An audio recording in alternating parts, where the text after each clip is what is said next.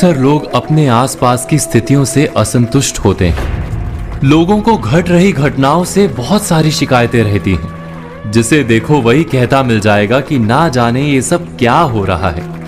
किसी का भी इस तरह व्यथित होकर प्रतिक्रिया देना और कुछ नहीं, उसके नजरिए यानी दृष्टि के कारण है। यानी समस्या दृश्य में जितनी नहीं, उससे अधिक दृष्टि की है। वास्तव में ये हम पर निर्भर करता है कि हम अपने समय और समाज की स्थिति को किस तरह से देखते हैं।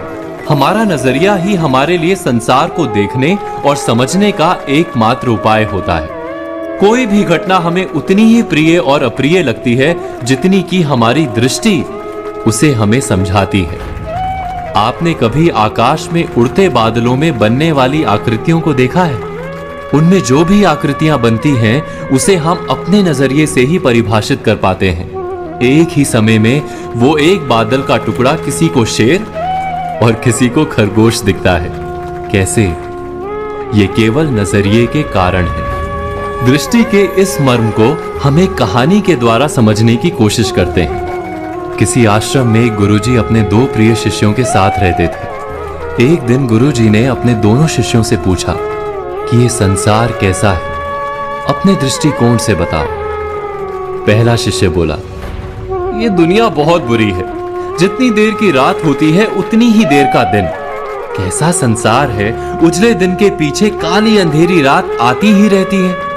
अंधेरी रात को नष्ट करके केवल दिन दिन ही रहना चाहिए, बस केवल उजाला रहे। पहले शिष्य के बाद दूसरे शिष्य ने संसार को लेकर अपना नजरिया गुरुजी के सामने रखा। हर काली रात के बाद एक महाप्रकाशित दिन आरंभ होता है गुरुजी। सूर्य देव संसार को हर दिन नई ज्योति से भर देते हैं। लोग अपने अपने काम पर निकलते हैं। किसान हो, यात्री हो या पक्षी, सब अपने कर्म करते हैं। फिर थक कर आराम करने का समय हो जाता है। शाम घिरने लगती है तो हम सूर्य को विदा कर दीपक जलाते हैं और रात में भी उजाला कर लेते हैं। आसमान चमकीले तारों से भर जाता है। चंद्रमा का उदय होता है। रात के साथ दिन का क्रम बना रहना बहुत आवश्यक है, अन्यथा हम प्रकाश का महत्व कैसे समझ पाएंगे?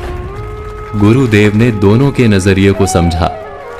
संसार वही एक है।